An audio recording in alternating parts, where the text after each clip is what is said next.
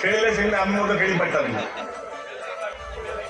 ସିଏ ମଧ୍ୟ ଆମର ସାଂସଦ ମଧ୍ୟ ଜଣେ ଭଲ ପ୍ଲେୟର ଭଲ ଖେଳାଳି।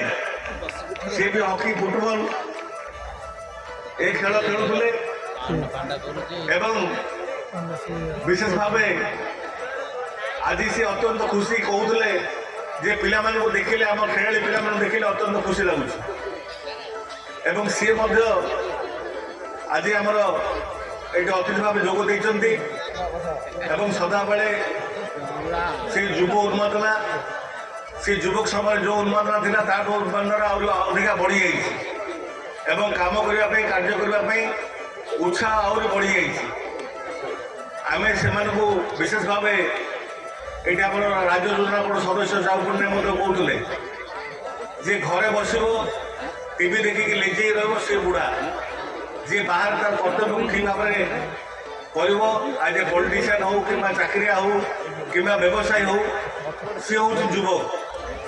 ତେଣୁ ଏ ଉତ୍ସବରେ ଆଉ ଜଣେ ଯୁବକ ଅଛନ୍ତି ଆମର ଡକ୍ଟର ଚାଉ ପଟ୍ଟନାୟକ ସାର୍ ଏବଂ ସେମାନେ ମୁଁ ମିଛ କହୁନି ଆମମାନଙ୍କୁ ଯେଉଁମାନେ ଆମେ ସବୁ କର୍ପୋରେଟ୍ ମାନେ ଅଛୁ କିମ୍ବା ମୁଁ ବି ହଉ କି ମେୟର ହୁଅନ୍ତୁ ଆମେ ସମସ୍ତେ ସେମାନଙ୍କୁ ଦେଖିକି ଉତ୍ସାହିତ ହେଉଛୁ। 17ଟା-16ଟା ପ୍ରୋଗ୍ରାମ ଦିନ ଥିବ ଆମେ ହାଲିଆ ହେଇଥିବୁ କିନ୍ତୁ ସେଦିନ ହାଲିଆ ହେଇନଥିବେ।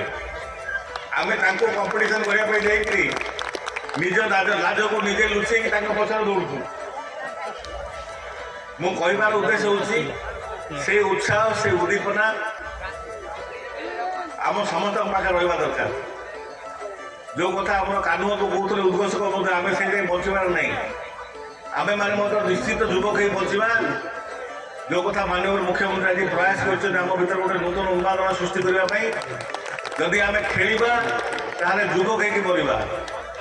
ଆମେ ଯଦି ଶାରୀରିକ ପରିଶ୍ରମ କରିବା ଫିଜିକାଲ ଏକ୍ସରସାଇଜ କରିବା ଏବଂ ନିଜକୁ କୌଣସି ନା କୌଣସି ଖେଳରେ ନିଜକୁ ନିବୃତ୍ତ ରଖିବା ତାହେଲେ ଆମେ ମଧ୍ୟ ଯୁବକ ହେଇକି ମରିବା ଏବଂ ଆମକୁ ମଧ୍ୟ ବାର୍ଦ୍ଧକ୍ୟ ଗ୍ରାସ କରିପାରିବ ନାହିଁ। ଯେମିତି ଅଶୋକ ସାହୁ, ଚନ୍ଦ୍ରଶେଖର ସାହୁ, ଡକ୍ଟର ଚାଉ ପଟ୍ଟନାୟକଙ୍କୁ ଗ୍ରାସ କରିନି ସେମିତି ଆମମାନଙ୍କୁ ମଧ୍ୟ ବାର୍ଦ୍ଧକ୍ୟ ଗ୍ରାସ କରିପାରିବ ନାହିଁ।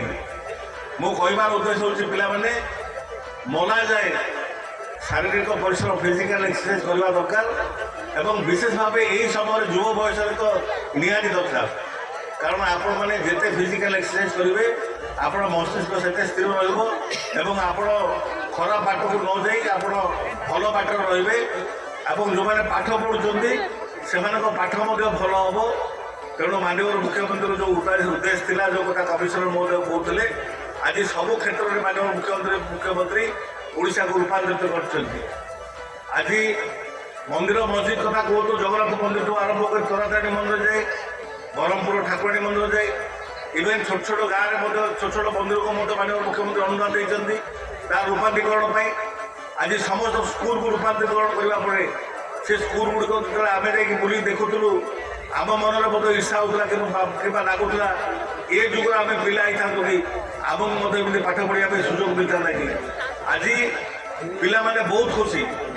ଆଜି କଲେଜ ପିଲାମାନେ ଯେଉଁ ଖଲିକୋଟ କଲେଜ ଛାଡ଼ିଦେଲେ ଅନ୍ୟ କଲେଜର ଇନଫ୍ରାଷ୍ଟ୍ରକ୍ଚର ସେତେ ନଥିଲା। ଆଜି ଦେଖିବେ ଓମେନ୍ସ କଲେଜ କଥା କୁହନ୍ତୁ, ବିନାୟକ କଥା କଲେଜ କଥା କୁହନ୍ତୁ, ସିଟି କଲେଜ କଥା କୁହନ୍ତୁ, ଏହାର ଇନଫ୍ରାଷ୍ଟ୍ରକ୍ଚର ଦେଖିଲେ ମଧ୍ୟ ନିଜକୁ ଖୁସି ଲାଗୁଛି। ଏବଂ ମାନନୀୟ ମୁଖ୍ୟମନ୍ତ୍ରୀ ଆମର ପାଠ ପଢ଼ିବା ସହିତ ଆମେ ଖେଳ କ୍ଷେତ୍ରରେ କିଭଳି ନିଜକୁ ନିୟୋଜକ ରଖିବା ଏବଂ ଏଥିସହିତ ଆମମାନଙ୍କର ପ୍ଲେସମେଣ୍ଟ ପାଇଁ ଆମମାନଙ୍କ ଏମ୍ପ୍ଲୟମେଣ୍ଟ ପାଇଁ ବୋଲି ମଧ୍ୟ ମାନନୀୟ ମୁଖ୍ୟମନ୍ତ୍ରୀ ବହୁ ହଜାର କୋଟି ଟଙ୍କାର ଇନଭେଷ୍ଟମେଣ୍ଟ ଆମର ଗଞ୍ଜାମ ଜିଲ୍ଲାରେ କରିବା ପାଇଁ ଯାଉଛନ୍ତି। ବର୍ତ୍ତମାନ 3-4ଟି ପ୍ଲାଣ୍ଟ ଅଲରେଡ଼ି ହେଇସାରିଲାଣି ଏବଂ ପାଖାପାଖି 20-30 ହଜାର କୋଟି ଟଙ୍କାର ବିନିଯୋଗ ଆସନ୍ତା 5 ବର୍ଷ ଭିତରେ ଆମର ଟାଟା ଏକ୍ସଚେଞ୍ଜ ଭିତରେ ହେବ। ତେଣୁ ଯୁବମାନଙ୍କ ପାଇଁ ବହୁତ ସ୍କୋପ୍ ଅଛି, ଯେଉଁମାନେ ଭଲ ପାଠ ପଢ଼ିକି ଯୁଗ ଉପଯୋଗୀ ହୋଇପାରିବ ଏବଂ ଯେଉଁମାନେ ସଫ୍ଟୱେୟାର କ୍ଷେତ୍ରରେ ଅଛନ୍ତି ସେମାନଙ୍କ ପାଇଁ ତ ଭୁବନେଶ୍ୱରରେ ପାଖାପାଖି 10,000 କୋଟି ଟଙ୍କା ଇନଭେଷ୍ଟମେଣ୍ଟ କରି ପାଖାପାଖି 5,000 ପିଲାଙ୍କର ବର୍ଷକୁ ନିଯୁକ୍ତି ପାଇଲା ଭଳି ବ୍ୟବସ୍ଥା କରାଯାଇସାରିଲାଣି।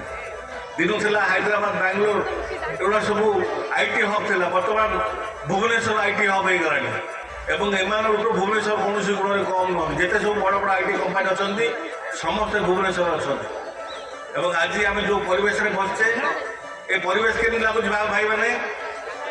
ମୋର ସମସ୍ତ যুবক বন্ধু মানুষ অনুরোধ করছি খালি এতিকি কহবে আপনার যে পরিবেশে বসুন এটা কেমিতি লাগুছি আপন মানে জানতে এই জায়গাটা কোন ଥିଲା জানতে এই জায়গাটা ডম্পেয়ার ଥିଲା ডম্পেয়ার এটি অলিয়া অলিয়া অলিয়া যেতে সব এটি গদা করা যাଉଥିଲା म्युनिसिपालिटी আজ কেতে সুন্দর ভাবে স্পোর্টস এরিয়া এবং এই পার্ক ହେଇଛି তেণু ব্রহ্মপুর মধ্যে সেভাবে ভাবে রূপান্তরীকরণ হচ্ছে গঞ্জাম জেলা সেভাবে ভাবে রূপান্তরীকরণ হচ্ছে তেণু আপন মানে মধ্যে সমস্তে নিজকু খেଳରେ সামিল করতু এবং আপন মানে সমস্ত যে সামিল করছেন ମୁଁ ସେମାନଙ୍କୁ ସମସ୍ତଙ୍କୁ ଅଭିନନ୍ଦନ ଜ୍ଞାପନ କରୁଛି ଯେଉଁମାନେ ପୁରସ୍କାର ପାଇଛନ୍ତି ସେମାନଙ୍କୁ ଅଭିନନ୍ଦନ ଜ୍ଞାପନ କରୁଛି ଆମେମାନେ ସମସ୍ତେ ଭାଗ୍ୟବାନ ଯେ ଆମମାନେ ଜଣେ ମେୟର ପାଇଛନ୍ତି କର୍ମଠ ମେୟର ପାଇଛନ୍ତି ଜଣେ କର୍ମଠ କମିଶନର ଯିଏକି ଯେଉଁ କଥା ମାନ୍ୟବର ମୁଖ୍ୟମନ୍ତ୍ରୀ ଯେମିତି 5T ସଚିବଙ୍କୁ ପଠାଉଥିଲେ ସିଏ ସେମିତି ନିଜେ ମେୟରଙ୍କୁ ଏବଂ କର୍ମଠମାନଙ୍କୁ ଧରିକି ୱାର୍ଡ ୱାର୍ଡ ବୁଲୁଛନ୍ତି ସମସ୍ୟା ବୁଝିବା ପାଇଁ ଆଗରୁ ଲୋକମାନଙ୍କୁ କମ୍ପ୍ଲେନ୍ ଦେବା ପାଇଁ ଯିବା ପାଇଁ ପଡ଼ୁଥିଲା সেভাবে কমিশন জনে আমি পাইছে